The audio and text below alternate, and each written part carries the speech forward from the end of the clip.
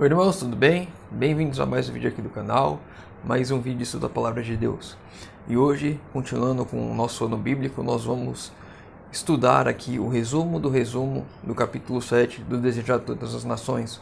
Vamos ler e entender um pouco mais sobre a infância e a juventude de Jesus. Muita coisa do que a Bíblia não diz é uma lição para nós também. Então vamos lá, vou trazer alguns trechos que eu separei e vou comentá-los. As faculdades da mente e do corpo desenvolviam-se gradualmente segundo as leis da infância, as faculdades da mente e do corpo de Cristo. Então Cristo se desenvolveu como uma criança normal, ele não era uma criança com mente de adulto, como alguns podem vir a pensar. Cristo passou por todas as fases que um ser humano passa, desde bebê até se tornar adulto e a morte. Não chegou à velhice porque ele morreu antes.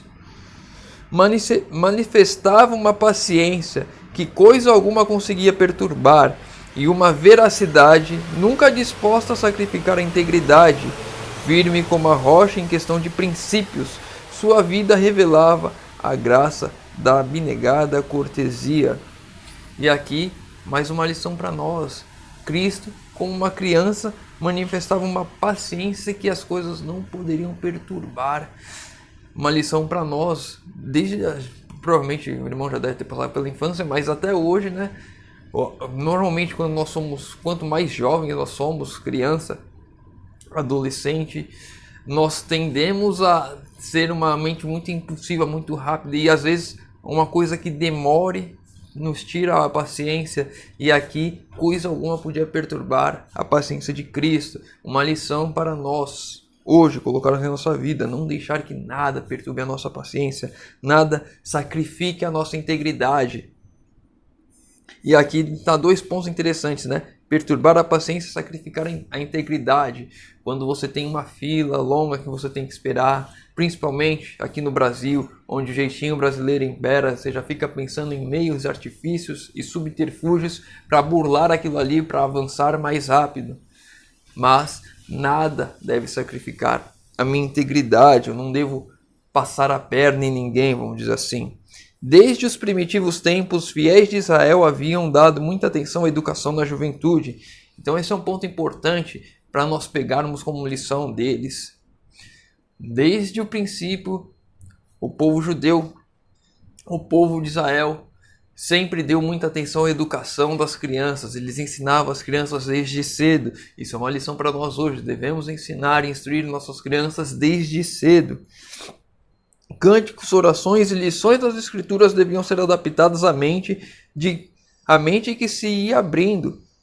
Os pais e mães deviam instruir os filhos em que a lei de Deus é a expressão de seu caráter, e que ao receber os princípios da lei no coração, a sua imagem era gravada no espírito e na mente. Então aqui, conforme nós temos nossos filhos, os mais jovens, se você não tem filhos, as crianças dentro da igreja, se você tiver alguma responsabilidade, você tem que ter esse tato de transformar, esmiuçar as histórias que nós conhecemos, adaptá-las, as músicas que nós conhecemos, adaptá-las para que as crianças consigam ir compreendendo pouco a pouco a história da Bíblia, a mente dela ir absorvendo essas coisas e a mente ir se abrindo, e conforme ela vai se abrindo, nós vamos dando cada vez mais para a criança crescer desde o início, desde pequena, conhecendo, compreendendo e entendendo a palavra de Deus.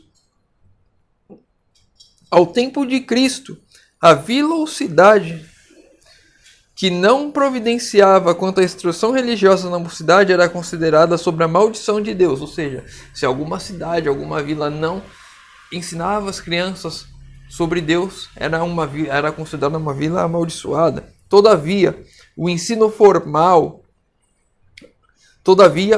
se tornara formal. A tradição havia em alto grau sobrepujado as Escrituras. A verdadeira educação teria sido levada aos jovens que a buscassem ao Senhor, se portanto tateando o pudessem achar. Então aqui mais uma lição para nós, né? nós que já estamos ensinando as crianças, já estamos fazendo isso, agora nós temos que olhar um outro ponto, o ponto do formalismo, o ponto que nós já vimos anteriormente, da formalidade das cerimônias, a formalidade do culto, aquele pensamento de só cumprir a cerimônia, só frequentar os cultos. Eu tenho que ler aqui, eu dei a lição da escola sabatina, eu participo de alguma semana de oração, mas aquilo não me ocupa a mente, eu não reflito sobre aquilo. A partir do momento que eu saio da igreja, eu termino o estudo, minha mente já vai para outras coisas e aquele pensamento se vai embora, tornando aquilo mera formalidade. Eu estudo a lição da escola sabatina todo dia, eu acordo, leio ali, fecho o livrinho, pronto, vou. E durante o dia, se alguém perguntar qualquer coisa, eu já não sei mais, porque foi uma mera formalidade, eu só faço aquilo, é uma rotina. Não tem o empenho, o afinco, a busca do conhecimento, aplicar aquilo em minha vida. E é isso que está nos trazendo aqui. Devemos sim ensinar as crianças, mas não formalidades, não a letra da lei simplesmente, mas a aplicação em nossas vidas diariamente. E aqui um ponto, né? Se tivessem ensinado um pouquinho que fosse para os jovens e eles tivessem buscado o Senhor, eles iam achar. Se fosse ensinado de fato um pouquinho disso, não era nem muito, era só um pouquinho disso, os jovens que realmente quisessem buscar Deus, eles iam encontrar, mas não era ensinado nada disso e as pessoas não conseguiam encontrar a Deus porque ficavam apenas nas tradições. Os mestres judeus davam tanta atenção às questões cerimoniais que a mente era sobrecarregada com matéria sem valor para o que aprendia e que não seria reconhecida na escola superior das cortes do alto. As cerimônias, os cultos, a formalidade, os ritos. Depois da entrada da plataforma nós vamos nos ajoelhar, vamos orar e depois vamos cantar um hino. Essas coisas, esses ritos não entram nas cortes celestiais. Isso não é um conhecimento que vem do alto. Isso são apenas cerimônias, são apenas ritos. Devemos focar no estudo da palavra. Absorvido nas rotinas exteriores, o estudante não encontrava horas de sossego para estar com Deus. Não lhe escutava a voz ao coração. Em procura do conhecimento, desviava-se da fonte de sabedoria. Ou seja, as horas eram gastas com coisas que não levavam a Deus. Por mais que ele ficasse muito tempo, às vezes, estudando ali com os mestres judeus, não eram coisas que aproximavam de Deus, eram coisas que não levavam a Deus, eram coisas simplesmente ritualísticas. Muitas vezes, como nós vamos ver amanhã, que vai falar sobre a Páscoa, muitas vezes a cerimônia era feita, mas o real sentido da cerimônia era perdido, não conheciam, não entendiam qual era o sentido daquilo ali, era apenas a cerimônia pela cerimônia, e era isso que não aproximava os jovens de Deus naquela época, e muito disso ocorre ainda hoje. Ficamos olhando para as formalidades, para as coisas, isso pode, isso não pode, e as coisas que deveriam ser de fato olhadas, as coisas que nos levam a Deus, são ignoradas, são deixadas de lado. O que considerava como educação superior consistia o maior obstáculo ao verdadeiro desenvolvimento. Sob a influência dos rabis, as faculdades dos jovens eram reprimidas, seu espírito tornava-se constrangido e estreito. Deixa eu ver uma coisa aqui.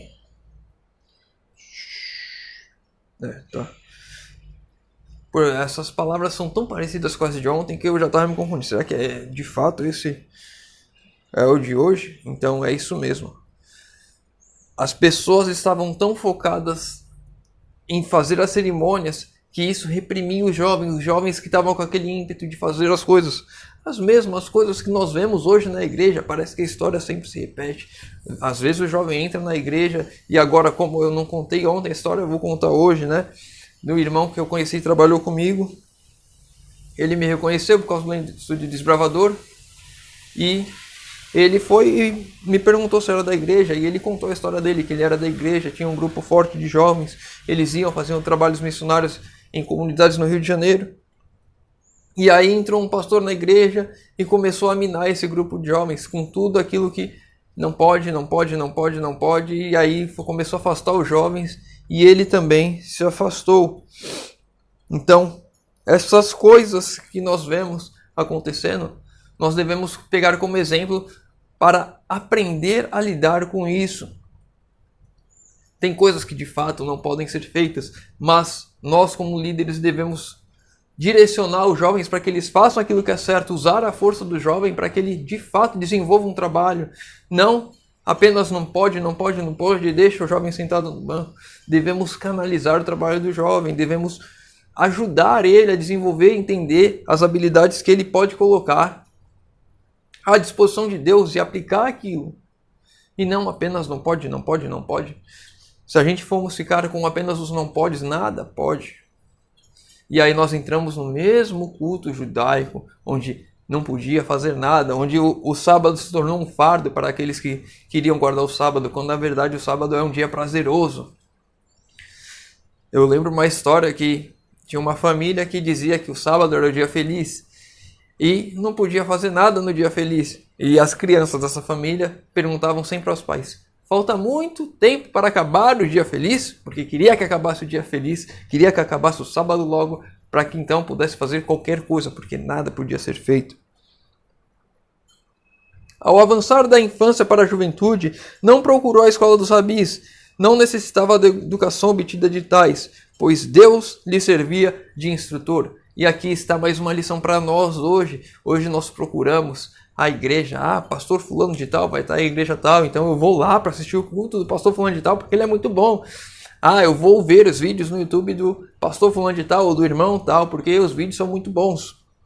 Quando na verdade a educação que devemos buscar é a educação de Deus, está na palavra, está no Espírito de profecia, naquilo que foi instruído por Deus. E muitas vezes nesse ponto nós acabamos também colocando outros escritores aí que não são inspirados como base do nosso conhecimento. E aqui entra um alerta. Uma coisa boa, uma coisa ruim, uma coisa boa, uma coisa ruim. Vou falar agora. A igreja tem um trabalho excelente do Impacto e Esperança, onde nós distribuímos livros para as pessoas ao redor das nossas igrejas, as pessoas na cidade. Diversas literaturas já foram distribuídas. Coisa boa. E a coisa ruim. Muitas dessas literaturas não são inspiradas. A maioria não são. De uns tempos para cá, a gente pode pegar e aí os 4 últimos anos não foram escritos inspirados. Esse ano, o Convite, aí anos depois, esqueci o nome, mas alguns autores conhecidos. Inclusive no meu casamento 2018, o livro do ano foi o brinde, a lembrancinha, né, do casamento. Então, muitos desses livros poderiam ser, em vez de livros de autores comuns, livros inspirados. Deveríamos estar distribuindo, como a igreja vai fazer no ano que vem, 2023, a distribuição do grande conflito. Deveríamos estar fazendo isso já desde antes, desde que se surgiu a ideia do Impacto e Esperança. Já fizemos antes, mas deveríamos continuar fazendo, para que todo mundo já tivesse esse livro em mãos. Ellen White diz que conforme os tempos vão passando, os acontecimentos vão ocorrendo, esses livros nas prateleiras das pessoas irão brilhar, elas irão pegar esse livro, elas irão ler e elas irão compreender aquilo que está acontecendo e compreender e reconhecer a Deus como Deus verdadeiro.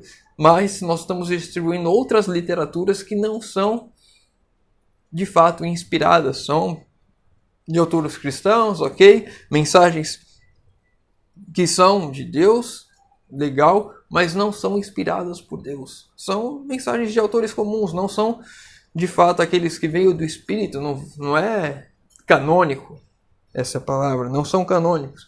Então já deveríamos estar fazendo esse trabalho há muito tempo, levar a palavra de Deus, aquele que de fato deve ser o nosso instrutor às pessoas.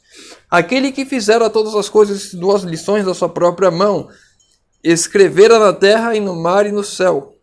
Que sua própria mão escrevera na terra, no mar e no céu. Desviados dos profanos métodos do mundo, adquiriu da natureza acumulados conhecimentos científicos. Estudava a vida das plantas, dos animais, bem como a dos homens. Então, Jesus, quando criança, ele ia aprendendo conforme aquilo que ele mesmo tinha feito. Ele tirava lições da natureza, ele observava a natureza e o conhecimento dele vinha da observação e do estudo da natureza. E assim também nós devemos buscar esse tipo de lição, esse tipo de conhecimento hoje. E é interessante que como essas coisas, quando a gente começa a estudar, as coisas vão se encaixando lá como Isaías 28:10. Preceito sobre preceito, preceito e mais preceito, regra sobre regra, regra e mais regra. Um pouco aqui, um pouco ali. Isso daqui claramente está casando com o conceito de vida no campo. Porque onde nós podemos observar tamanha natureza como no campo? Na cidade a gente só vê prédios ao nosso redor e a voz de Deus, a influência de Deus através da natureza é totalmente suprimida pela selva de concretos. Toda criança pode adquirir conhecimento como Jesus o adquiriu, ao procurarmos relacionarmos com o Pai Celestial através de sua palavra. Anjos se achegarão a nós, nossa mente será fortalecida e nosso caráter elevado e apurado. Tornarmos mais semelhantes ao nosso Salvador. Então, toda criança, e principalmente adulto também, né, que tem que ter duas lições a aprender. A primeira é se tornar como criança, a segunda aprender como uma criança. Então, todos nós devemos olhar para a vida de Jesus, aprender com ele através de como ele fez. Devemos sim adquirir o conhecimento como Jesus adquiriu e aplicar. E isso vai nos tornar cada vez mais semelhantes ao nosso Salvador. A vida de Jesus estava em harmonia com Deus. Enquanto criança, pensava e falava como criança, mas nenhum traço de pecado desfigurava nele a imagem divina. Não ficou, no entanto, isento de tentação. Desde criança, desde pequenininho, Jesus era tentado. E Jesus, mesmo quando criança, mesmo quando adolescente, não pecou. Tudo devido à forma como ele buscou a Deus desde pequeno, estudando a palavra, buscando através daquilo que Deus criou a sua instrução, buscando através das escrituras a sua instrução, daquilo que foi inspirado. E da mesma forma, eu e você devemos hoje buscar aprender como Jesus aprendeu e entendermos que podemos sim ficarmos isentos de pecar. Não devemos crer que vamos ficar pecando rotineiramente ou esporadicamente. Devemos crer que podemos sim vencer o pecado. Assim como Jesus venceu, eu e você também podemos hoje. Jesus veio para nos mostrar que é possível. Jesus foi colocado num lugar em que seu caráter seria provado. Aqui está falando de Nazaré. Jesus, em Nazaré, foi colocado num lugar que seu caráter seria provado. Era-lhe necessário estar sempre em guarda, a fim de conservar sua pureza. Estava sujeito a todos os conflitos que nós outros temos de enfrentar, para que nos pudesse servir de exemplo na infância, na juventude e na vida adulta, até porque Jesus viveu lá até os 30 anos em Nazaré. Então, na infância, juventude, vida adulta, ele ficou num local que era extremamente problemático. Se hoje nós pensamos, mas Jesus não viveu lá na favela com um monte de traficante, com não sei o que. Nazaré era pior. Na cidade de Nazaré, a Bíblia nos diz, né, que não lembro quem foi a pessoa na Bíblia que disse, mas que o que poderia vir de bom de Nazaré, de tão ruim que era o lugar. E Jesus estava lá para provar que poderia vencer um lugar extremamente terrível. Então não há desculpas para o pecado, não há desculpas para eu cair. Não é, eu nasci, tive uma vida difícil. Não há desculpas para desviarmos nosso caráter a fazer o mal. Jesus é um exemplo disso. Veio de um lugar ruim, teve uma família humilde e mesmo assim venceu. E olha que se ele tivesse tropeçado em qualquer ponto, estaríamos todos perdidos. Satanás estava empenhado em fazer a criança de Cristo tropeçar a qualquer instante. Satanás era infadigável em seus esforços para vencer a criança de Nazaré. Desde os primeiros anos de Jesus, era guardado por anjos celestiais. Todavia, sua vida foi uma longa luta contra os poderes das trevas que houvesse de existir na terra. uma vida isenta de contaminação do mal. Era uma ofensa e perplexidade para o príncipe das trevas. Jesus era uma ofensa para Satanás, porque ele vivia nesse mundo, ele tinha o corpo já desfigurado já pelo pecado, ele nasceu depois de 4.000 anos de pecado, então ele estava suscetível às tentações como todos nós estamos, e ele não tinha pecado. Isso era uma afronta a Satanás, porque ele acreditava que todos iriam pecar. Ele acreditou que quando Jesus veio como criança, ele iria vencer. Não houve meio que não tentasse para enredar Jesus. Nenhum dos filhos dos homens jamais será chamado a viver uma vida santa em meio a tão renhido conflito com a tentação como o nosso Salvador. Se você acha que essas tentações são demais, que ninguém conseguiria suportar, as de Jesus foram muito maiores. As de Jesus foram muito maiores. E ele suportou. Isso é uma prova que eu e você podemos suportar. A Bíblia diz, lá em 1 Coríntios, capítulo 10, que Deus é fiel, que não vai deixar nenhuma tentação ser maior do que o ser humano pode suportar. Então, se você tem uma tentação, não é motivo para sua queda, porque Deus faz a força dele presente para que essa tentação não seja maior do que aquilo que você pode suportar. Os pais de Jesus eram pobres e dependentes de sua tarefa diária. Ele estava familiarizado com a pobreza e a abnegação, as privações. Essa experiência serviu-lhe de salvaguarda. Em sua laboriosa vida não havia momentos ociosos para convidar a tentação. Nenhuma hora vaga abria a porta às companhias corruptoras. Tanto quanto possível, cerrava a porta ao tentador. Então, Jesus teve uma vida difícil, teve uma vida que teve que trabalhar muito, teve muitas privações. E ele em nenhum momento deixou que presenças corruptoras entrassem em sua vida para o corromper. Ele sempre se afastava o máximo possível. Eu vivo num lugar muito difícil, há muita questão de droga, há muita violência. Eu me afasto o máximo que eu consigo fazer. E vou buscando a Deus, e Deus vai me ajudando a fechar as portas para que o mal não entre, para que evite que os meus filhos sejam contaminados com isso. Eu, como pai, como protetor, devo proteger os meus filhos e ensiná-los já desde o início, desde pequenos, a se afastar desse tipo de influência, a se afastar desse tipo de mal, para que eles possam ter vitória. Porque se Jesus venceu e nos mostrou como vencer, eu e você e os nossos filhos também podem. Foi Cristo, o único ser livre de pecado que já existiu na terra. Todavia, viveu por quase 30 anos entre os ímpios habitantes de Nazaré. Este fato é uma repreensão aos que fazem depender de lugar, fortuna ou prosperidade viver numa vida irrepreensível.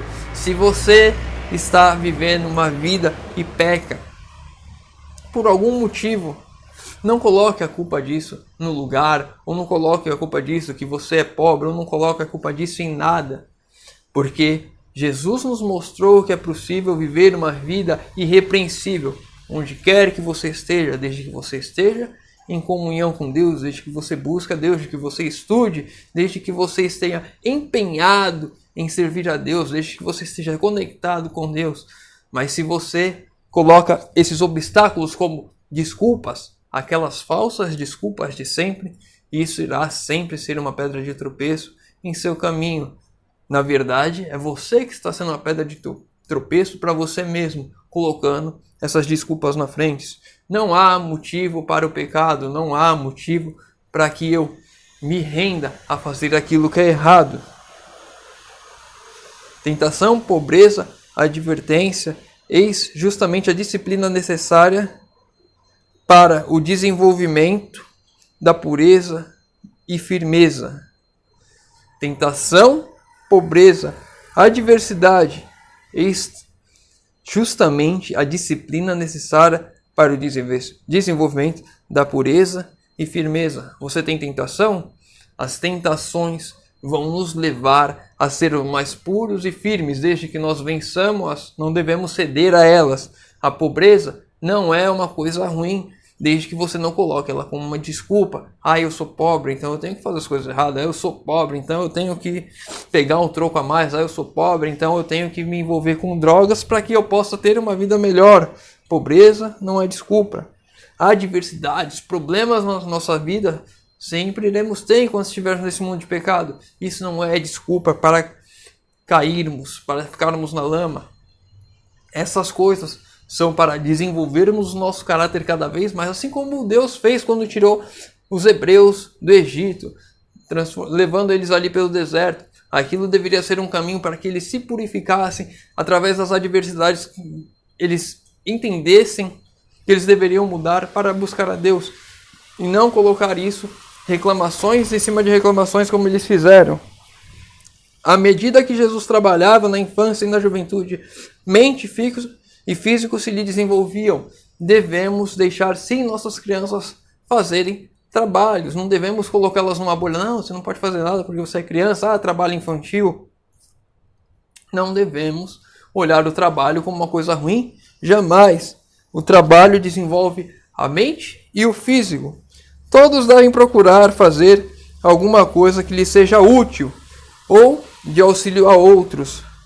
Deus designou o trabalho como uma bênção. O trabalho é uma bênção. Devemos fazer o nosso trabalho, devemos fazer coisas para o nosso benefício e o benefício de outros.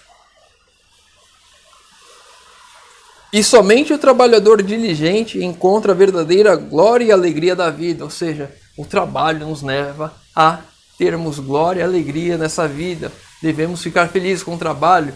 Não é aquelas pessoas que chegam no final do domingo e postam: segunda-feira, que tristeza, vou trabalhar amanhã. Deveria ser motivo de alegria. Amém, que amanhã é segunda-feira, vou trabalhar. Quando as pessoas estão trabalhando, reclamam que estão trabalhando. Quando não estão trabalhando, reclamam que não estão trabalhando. E quando começam a trabalhar, depois de ficar sem trabalhar, elas reclamam que estão trabalhando. Porque na verdade as pessoas não querem trabalhar. E isso afasta de Deus, porque não conseguem compreender a glória e a alegria que o trabalho dá. A aprovação de Deus repousa com amável confiança sobre as crianças e jovens que desempenham alegremente sua parte nos deveres da família, partilhando as responsabilidades do pai e da mãe. Tais filhos sairão de casa para ser úteis membros da sociedade. O trabalho dentro de casa dos filhos, lavar uma louça, varrer uma casa, isso vai se tornar pessoas úteis para a sociedade. Então não deve ser uma coisa que devemos privá-los, deve ser uma coisa que devemos incentivá-los a fazer. Através da sua existência terrestre, Jesus foi um ativo e constante trabalhador. Esperava muito resultado, muito empreendia, portanto. Se você quer ter resultado na sua vida, se você quer melhorar de vida, você tem que trabalhar muito, se empenhar muito para isso. Jesus fazia isso e ele tinha resultado. E assim eu e você devemos fazer também. Jesus não se esquivava a cuidados e responsabilidades, como fazem muitos que professam ser seus seguidores.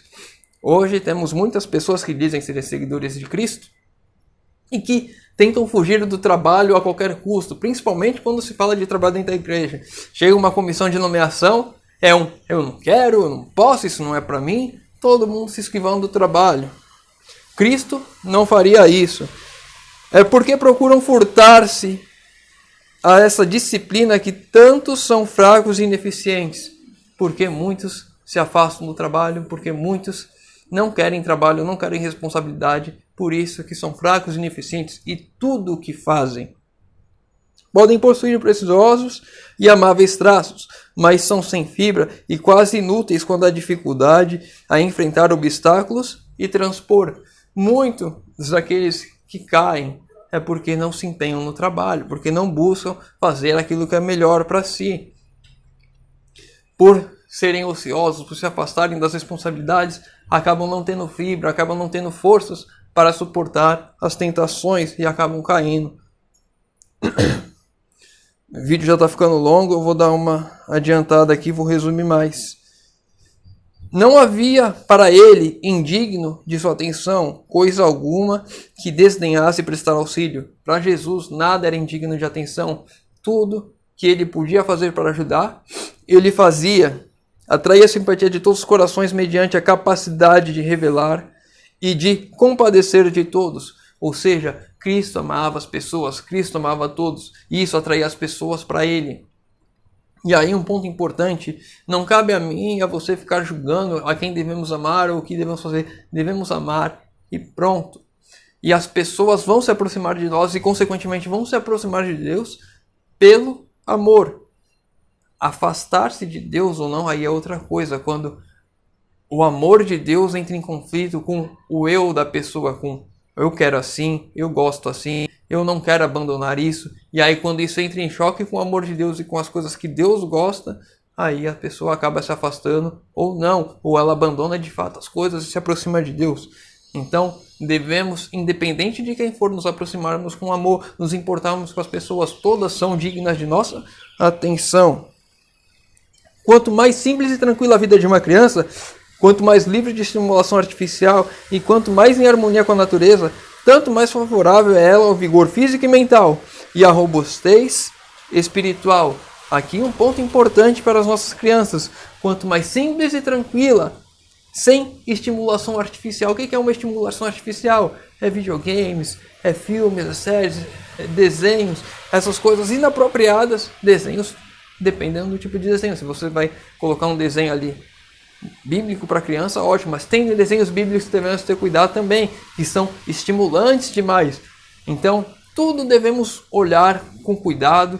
Isso daqui não é bom, isso aqui é bom. Se para a criança é assim, para o adulto também. Para o adulto, pior ainda, que tem que se desconstruir para se tornar uma criança, para aprender, porque do reino de Deus, as crianças pertencem ao reino de Deus. Então, devemos nos desconstruir e fazermos essa mesma coisa. Então, essas coisas artificiais, esses estímulos artificiais, essas coisas que não são de fato reais, não são de fato coisas que nos aproximam de Deus, essas coisas nos afastam de Deus. Então, quanto mais simples e tranquila a vida, melhor para a criança.